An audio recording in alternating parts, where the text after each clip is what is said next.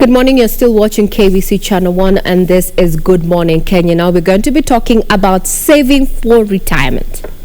Especially among the youth and those in the informal sector, this is something and a proven fact that the youth feel they're not yet old to save for retirement. And the question is, when do you retire if you're in the Juakali sector, and should you be saving?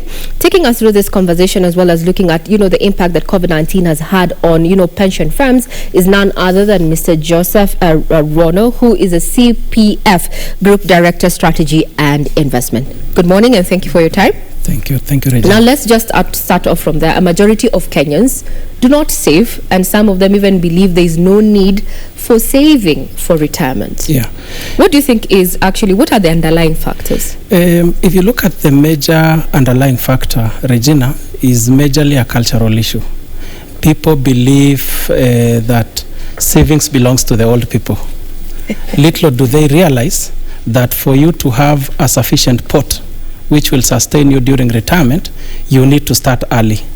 There is what we call in the pension industry or financial sector, the power of compounding. Mm-hmm. The later you start, the more it becomes worse. But the earlier you start, the smoother it becomes, and you'll be able to amass quite a lot of money by the time you are retiring. Mm-hmm. But then how do we change this narrative or this perception? Because I tend to think it's a perception that we have to wait until we're very old to start saving for retirement. How are we changing this, or what is CPF doing to change this narrative? Yes, thank you once again. As CPF, what we are basically trying to do is to do a lot of member engagement, member education.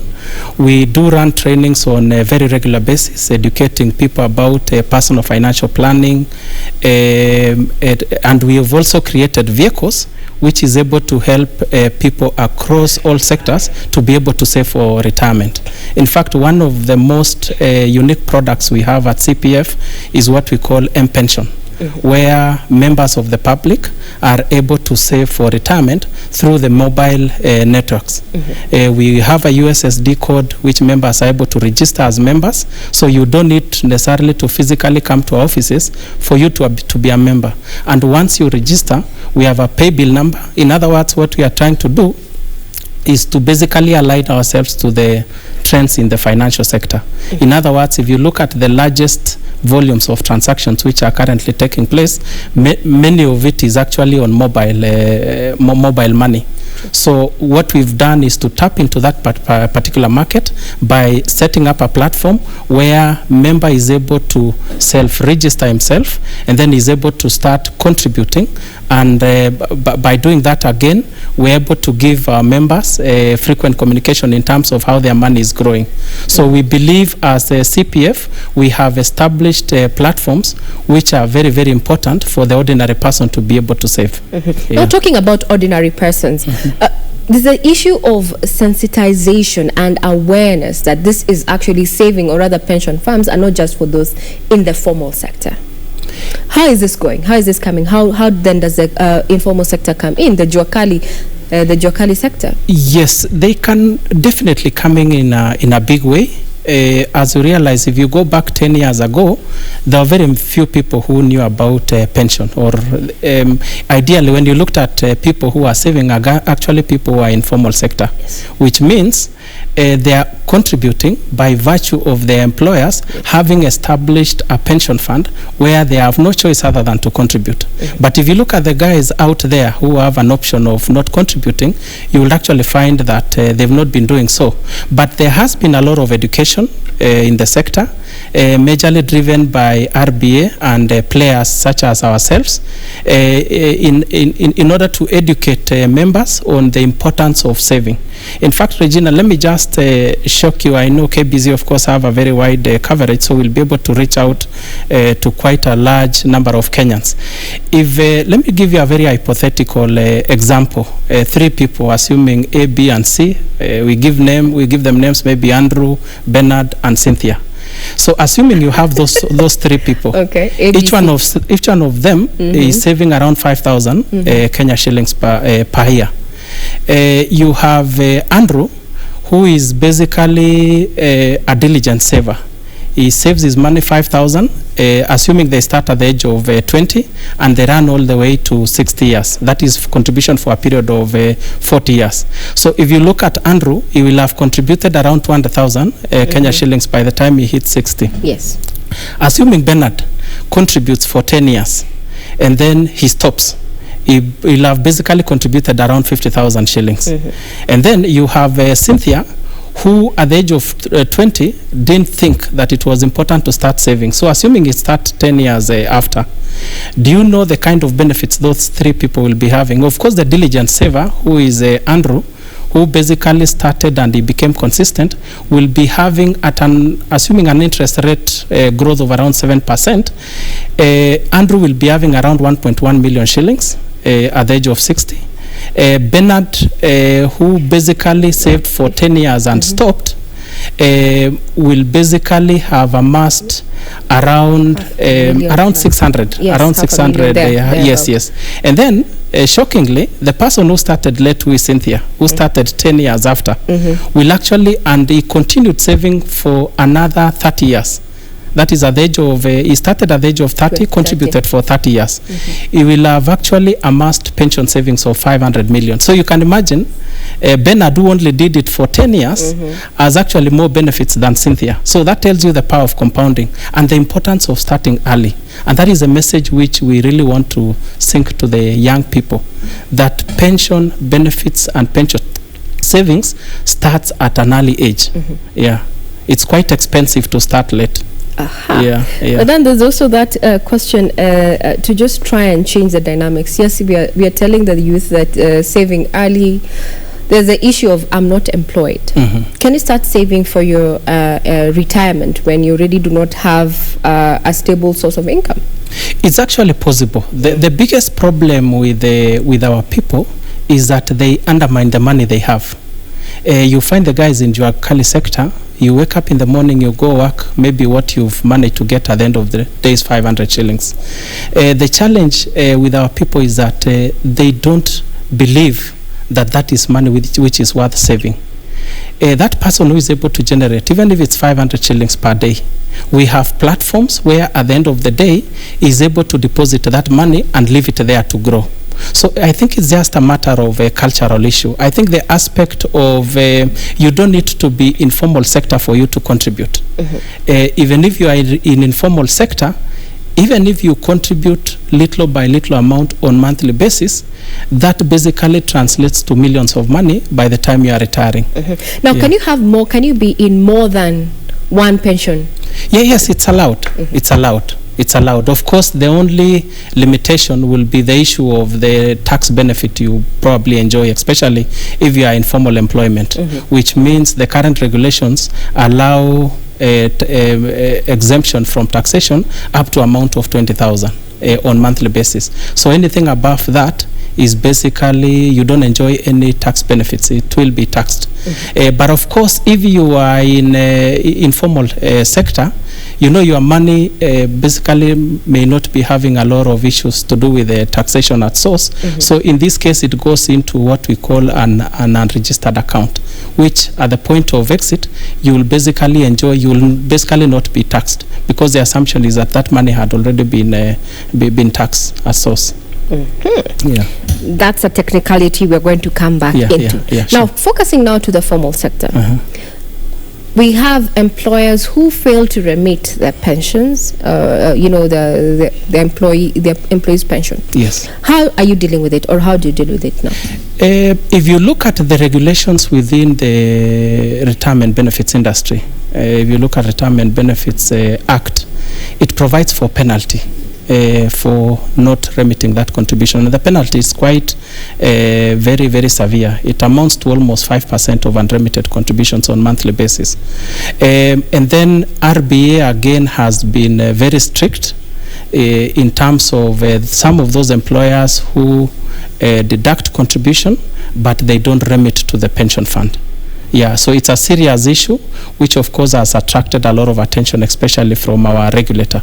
So I think it's just a matter of time. You will see many, RBA will be catching up with many organizations, as well as also the trustees. Trustees have powers to even take the sponsor, the contributor, the sponsor, that is the employer, for failing to remit contribution. I mean, if you go to court, you can always get an order to compel that employer to remit contributions. So there are a lot of structures in place which can actually enforce aspect of collection. Yeah. So members can seek redress, even through the court system. Sure. Now, we're all talking about COVID-19 disruptions. How then have they affected pension funds? It has affected pension funds in a big way. I mean, if you look at the moment the first case was cited in Kenya, that was somewhere in March. Yes. By end of that quarter, that is quarter ended March, the Nairobi All Share Index had actually dipped by close to around 21%, which was quite huge. Essentially, what it means is that there was a massive erosion on value of the assets which people were holding. That were listed. And then, of course, as a result of that, there has been a gradual recovery for the 2 quarters. That is a quarter ended June and September. But we still have that hole. I think we've made a recovery of around 6%. So we still have a hole of around 15%, which we are yet to recover. So there has been a significant impact on the pension sector. The other aspect also is issue of many employers have had to lay off people. Yeah. The implication of that is that people have had to access their benefits. So as a result of that, of course, there has been massive withdrawals of benefits as a result of that. So there has been a significant impact on the pension industry. Of course, the fund managers are trying their best to make sure they come up with different strategies to mitigate the impacts of COVID-19. Yeah. Now, we've had the Ministry of Health saying that Kenya is currently riding the second wave of the COVID-19, and there's been talk, though unconfirmed, but government has continued saying that if push comes to shove, we might see, putting up stricter measures in as far as the economy, just try and ensure Kenyans live. We come out of this alive. And there's been talk about now a total lockdown might be in the offing, because currently, as per yesterday, the infection rate stood at 20.9%. Yeah, in the event that this would happen, then how would the pension fund sector behave to this? What would we be seeing? What would we be looking at? There will be a significant impact in the pension sector. One of the things which I know for sure, especially our fund managers have been pursuing, is you've seen the shilling has also come under attack. Yes. I mean, we've lost around 70% year to date from January. So one of the safe options in the event that happens is also to expose some of our assets in what we call offshore investments, in such a way that as the shilling loses value, you're basically gaining. So you can imagine whoever invested offshore at the beginning of this year, out of the currency gain alone, because of the loss of strength on the shilling, you've already gained 7%. Yes. You've not even looked at the underlying investment maybe which you've put in. You may have gained maybe a further 10%, which makes it 17. So we are likely to see a drastic shift in terms of asset class. And then for the smart fund managers, again, this is a time when the stocks are really so much underpriced. Yes. So they'll be basically doing what we call book building. Yes. So you buy some of those very undervalued stocks, so that because for sure, I know at some point a vaccine will come in, but we may not tell when. Yes. So when the world recovers, of course, many of the global markets, including our NSE, will recover. And the people who will benefit are the people who are able to buy stocks when they were extremely cheap. Yeah. So we are likely to what see. What I'm hearing is smart Smart fund managers. This is what we're looking at. Yeah. We need to raid the books right now. Oh yes. This is the time to start building books. Buy some of those stocks which are really so underpriced, and then you wait for the markets to recover. When it recovers, you will basically be counting the returns one by one. Awesome. Yeah. That's food for thought. Yeah. Now, what are the plans that CPF has, post-COVID? You said yes, we all are eager, and we know at some point we're going to get a vaccine, things are going to go back to normal. What is your recovery strategy? Of course, one of our recovery strategies is what I've already talked about. Right now, what we are basically doing is in liaison with our fund managers, we are doing what we call book building. Yes. We are also we've also started exposing some of our assets to offshore investments, and then of course we are now relooking at the property space, which have also had a serious beating. I mean, you can imagine the rent concessions landlord have had to give in. So we are looking at the property space with a view of trying to find out what are some of the areas where we can participate. And one of the areas we are looking at it very closely is this aspect of affordable housing. One of the if you look at the property market, one of the areas which have really been beaten is the properties at upmarket. But if you go to the down market, there is a bit of traction on that. So those are some of the areas which we are looking at very closely with a view of participation. So in a nutshell, where does now the pension fund sector stand currently? In terms of course, we were sitting at an asset base of around 1.3 trillion shillings. I know it has gotten a bit of beating. Maybe we are down by probably 100 to 200 billion, so we could be maybe down to 1.1. But of course, remember on monthly basis also employees continue to contribute.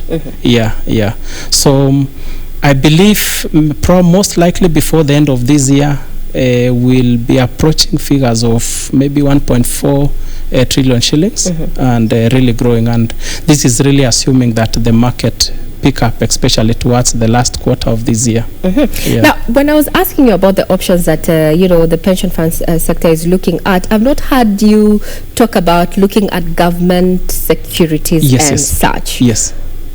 Quite peculiar when everyone is saying that this government would be, somewhere you want to invest in at this point. How so? Why the different, the divergent kind of outlook? For sure, maybe it's something I didn't mention, but government securities is one of the safe haven which our fund managers and us as pension schemes are pursuing.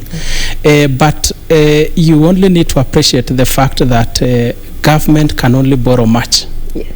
I mean, if you look at the latest bids from Central Bank of Kenya, we've had cases where there is oversubscription, and of course when that happens, the money is returned back to you. So you can only do much on government securities, because you cannot be sitting on too much piles of cash just waiting for government to maybe issue a bond or something like that. So it's a space which we will participate, but that may not be really that will be what we call a tactical strategy for the time being.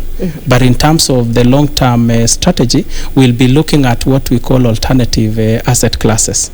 Now let's move away from matters pension, because we do not exist in an island or in isolation. Let's talk about matters of BBI. What do you think about it? Have you had an opportunity to get a copy? Have you read it? Or are you still weighing your options, Mr. Rono? Maybe I'm one of those people who are still reading it. Oh, you're still reading I'm it? Still reading so you it, have a copy at least? Yes, I have a copy. We are studying the document because I want to tell you for sure, issues of constitutional changes and dispensation really affect the market so much. And I think maybe I do agree with the president in one way, in the fact that if you look at even the performance in the market, every 5 years we always dip. Every 5 years we always dip. So I think it's high time we look at ways of correcting that. Part of it, of course, could be an aspect of maybe constitutional change. may not be very certain about that, but maybe it might help to a certain extent.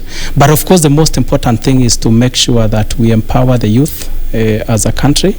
That is the most fundamental reason, because if these youths are empowered and we have a constitution where the benefits of leadership, the challenge we've always had in this country is that the moment someone becomes president, I mean, a lot of benefits to do with the fiscal policies, maybe allocation of resources, could be maybe biased towards that direction. But of course, you see, with the coming in of constitution, with the coming in of counties, counties are also getting equally the same resources. So I think it's just a balancing act of making sure that we have a progressive constitution. So I think it will be important for Kenyans to really study that document, look at what works for us, what doesn't work, of course, should be amended. Yeah. Very well said. We're still keeping up with current affairs. You came for a current affairs conversation on interview here on Good Morning Kenya. Now we are having our neighbor Tanzania has taken to the polls, as well as a semi-autonomous archipelago of Zanzibar. Now we know President John Pombe Magufuli has been very vocal and he's running for a re-election. Studying Tanzania as an investment area and in light of what is happening within the elections, what's your take? Your opinion, purely your opinion. My opinion, of course, I know Magufuli has really tried to maybe stabilize the country, try to change the culture, especially the narrative around good governance. I know he's tried maybe to do that, especially on matters corruption. But of course, one of the things which definitely needs to do is expanding the democratic space.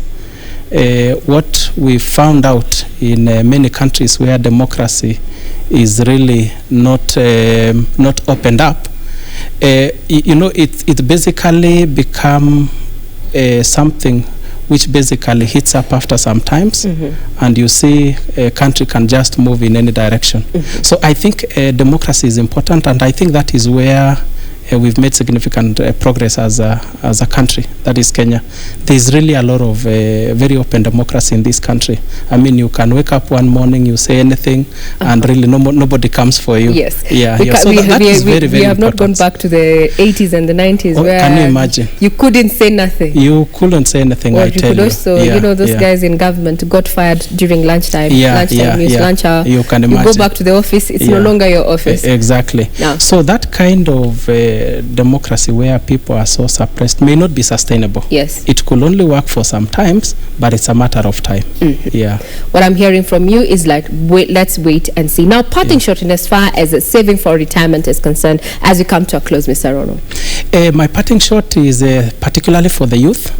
I really want to encourage them to save for retirement. And the time to start is now.